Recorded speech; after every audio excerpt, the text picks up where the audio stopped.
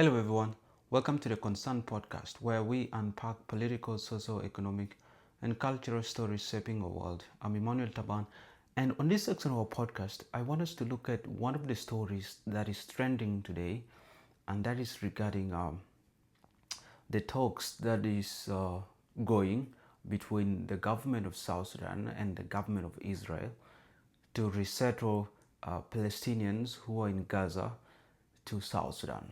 Apparently, the government of South Sudan and then the one of Israel are having ongoing talks today that seeks to actually relocate some Palestinians who are in Gaza to be brought to South Sudan. And the stories, I tried to look for it, and then I found that it's actually on so many media pages and news agencies. They are publishing this story, and I'm seeing that it's a very serious story, and I feel like making a video regarding it. And just please, before we proceed, if this is your first time getting to our channel, if this is your first time watching a video on our channel, please hit the subscription button. And also at the end of this video, don't hesitate to leave a comment at the very end, and just place your opinion on the comment section. What do you think about this video? And thanks so much. And back to our topic. So yeah, there is an ongoing talks between the government of South Sudan and the government of Israel to relocate Palestinians to South Sudan. Very, very interesting, but also very unfortunate, because one, I mean, it will be so weird for anyone to think that it is a very good move for the Palestinians to be moved right away from Gaza to South Sudan. Very, very long distance. And also the fact that South Sudan is a war-torn country and wants to resettle people again from another war-torn country. But it's interesting, and I'm just gonna give you like my opinions here. And basically what I do on these videos, or the content I create here, or the opinions I give, and not necessarily might not necessarily be facts, but these are my analysis. Okay, like analysis, sometimes when you make predictions, they necessarily doesn't have to be, I mean, at the end of the day, it doesn't have to happen exactly as it's perceived, but sometimes it happens, and that's the basics of analysis. So I'm going to give you my analysis and why I think the South Sudan government is trying to initiate this move with the Israeli government.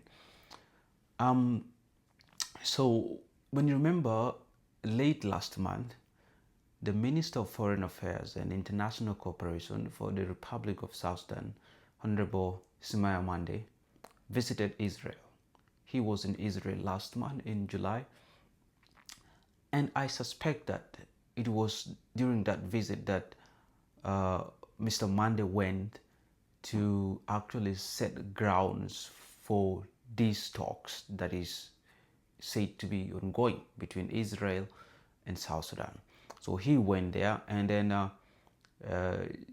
when he came back just a few days ago, then this story started surfacing on the internet, on all media forms.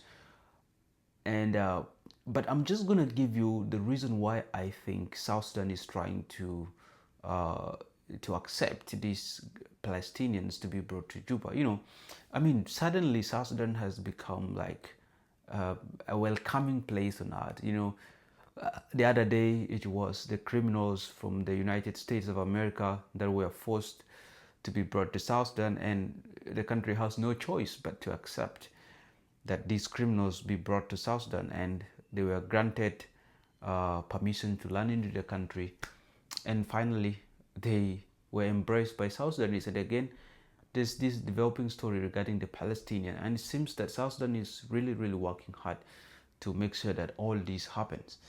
But the reason why I believe this is happening, it's because of the following reasons. I'm going to explain to you why I think South Sudan wants the Palestinians be brought to South Sudan. I mean, the reason why South Sudan government wants the Palestinians to be brought to South Sudan. You know, when you remember in 2018, the United Nations, through a resolution, imposed an arms embargo on South Sudan. And the arms embargo was mainly to restrict South Sudan from buying military equipment, weapons, ammunition, and vehicles from any country. So South Sudan was restricted from buying all these weapons. And right from 2018, it's close to 7 years now that South Sudan has no access to military equipment and weapons. And that arms embargo has really impacted so much on the South Sudan People's Defense Forces, or on the South Sudan Army. The government has not been able to buy equipment. The government has not been able to actually arm the military. And for that reason, the South Sudan military is so weak, or it's very weak today. And if you're wondering, or if you want to know that really the South Sudan Army has been so weak, or very weak, since the arms embargo was imposed, you can just relate from how the army has been performing.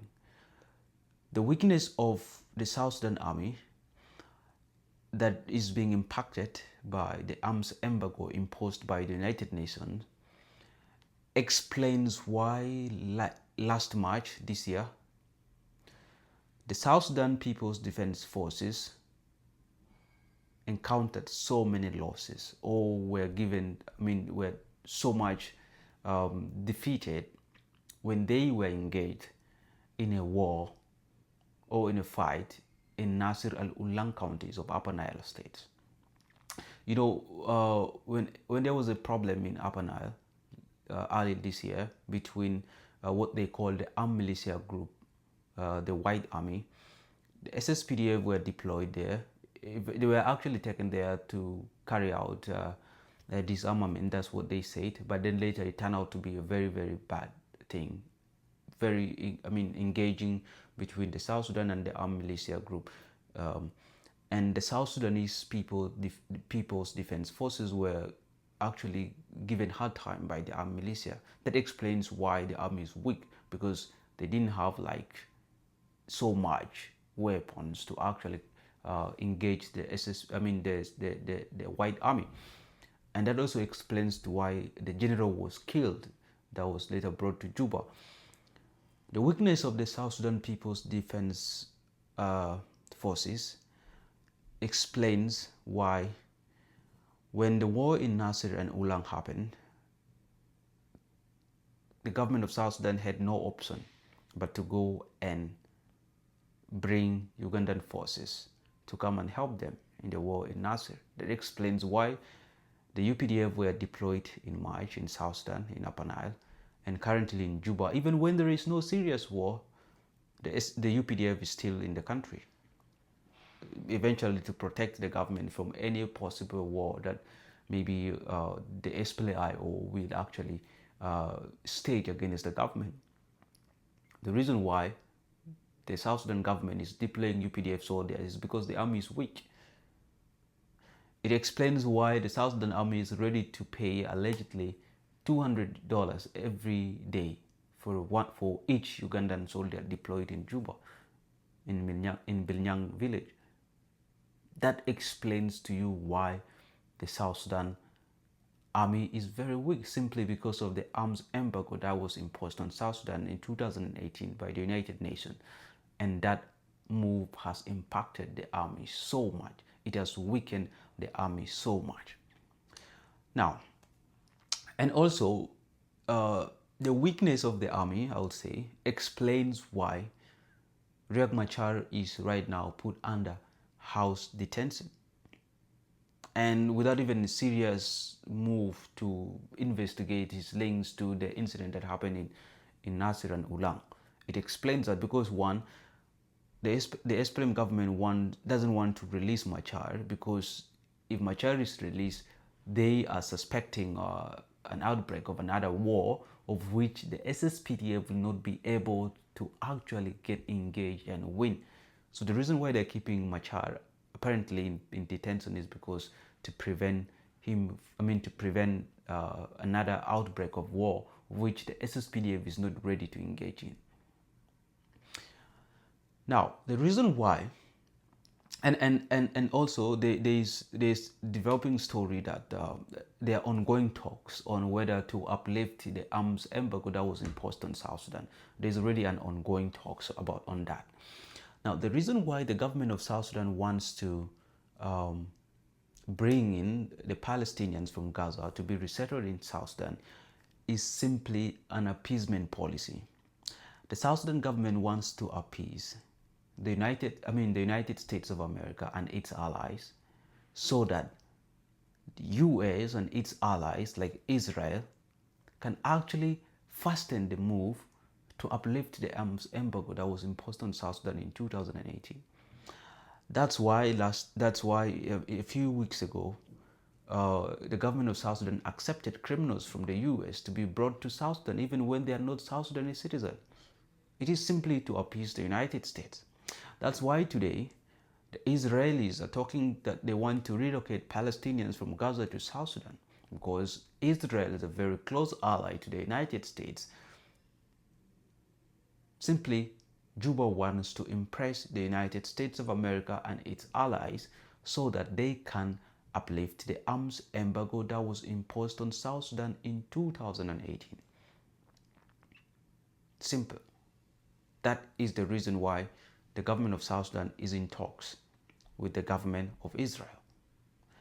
But also, and the reason why I'm saying this, because when Trump came in, Trump is one of the guys who was actually much interested in having the Palestinians relocated to another country. He actually talked about relocating them to one of the Arab countries, and that when the Palestinians are relocated there, he will actually build them a very good houses and they will stay there permanently. Trump had that in mind initially, and he was ready to spend billions of money in actually creating that initiative of building good houses for the Palestinians, and they will be relocated permanently, so they will leave Gaza. Trump was fully behind that.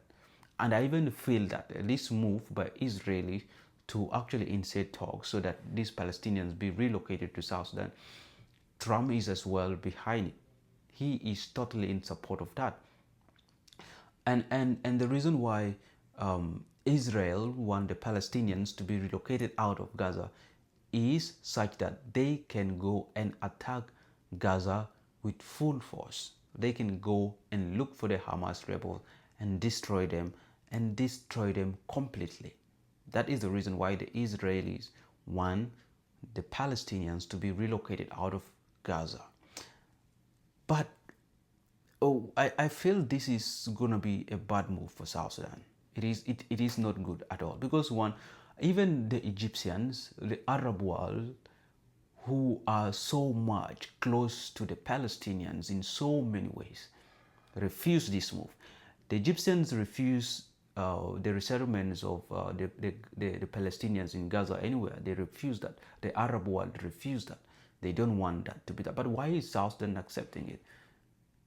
Does South Sudan government think that the Egyptians and the Arab world are so stupid to actually reject the relocation or resettlement of the Palestinians? That is one thing that the South Sudan government needs to look into it. But also, we need to look at the impact of this move. If South Sudan accept these Palestinians to be moved to South Sudan, what could be the historical impact? We have seen this happen in so many countries. Eventually, when these Palestinians are moved to South Sudan, the US government or the Israeli government will again engage the South Sudanese government in maybe making sure they want to develop like a permanent places for these Palestinians, just like the plan Trump had. They want to develop a very permanent place for these Palestinians to stay in South Sudan. And in a long run, these people are not going to go anywhere. They're going to remain here. And we have seen this happen in so many countries, that when refugees are moved in such a way, it's going to impact historically on such countries. At the very end, we're going to have some identity crisis. perhaps in a very long run, we're going to have a population of a country that comprises of two different group of people, right, with different beliefs and different. We have seen, we just separated away from the northern part of Sudan. We separated, and it is because of issues related to identity problem, where we feel the two are completely different people and unable to stay together. So in a long run, if South Sudan accept the Palestinians to be moved to South Sudan, we might encounter the same problem in future, historical problem that are being planted. We might encounter this, right? So I feel this is a very, very a move that requires deeper analysis. I mean, there could be lots of handouts that comes along with this move that's going to be given to the South Sudan government, but I feel this is a time where patriotism needs to come first before selfish interest. We don't have to value handouts over the future of our country, because I feel this is going to have a historical impact on the South Sudan population. In a long run, we're going to have a problem, especially when the US intervenes and wants to have a plan of having a permanent resettlement of the Palestinians in Gaza, in South Sudan. It is going to have a historical impact. But even why South Sudan, out of all the countries, you know, it's a very, very long distance. If you were to look at the world map from Gaza to South Sudan, very, very long. And yet there are so many countries along the way, you know.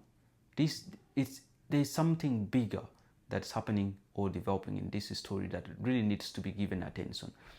And I hope that the South Sudan government make lots of consultation with experts, historians, and policy analysts, and people who can really give the South Sudan government a very, very clear implications of this move. Because when we just decide to go with it, I totally have the notion that we're going to have a historical problem in our country. In a long run, we're going to have that.